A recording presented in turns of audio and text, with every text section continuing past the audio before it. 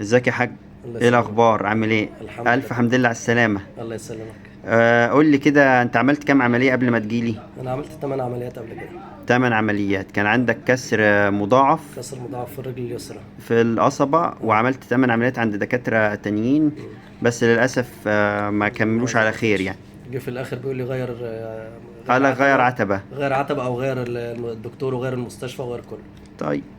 انا عملت لك كام عمليه؟ 2. 2. الاولانيه كانت ايه؟ ركبنا فيها ظروف وزودنا عظميه من من الحوض. الحوض، وعملنا تطويل للعظام للعظم. تمام.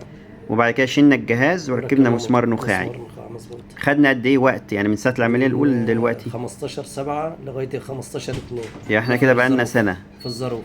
اه. ومن 15/2 لغاية النهاردة هو ده احنا في شهر 6 شهر 7. امم. يعني 4 وبتمشي شهور كويس، مفيش أي الحمد مشكلة؟ لله تمام. طيب ورينا المشي كده. تمام. ماشي. تعالى بقى يا حاج. ألف سلامة على حضرتك. الله اتفضل. يسلمك يا دكتور.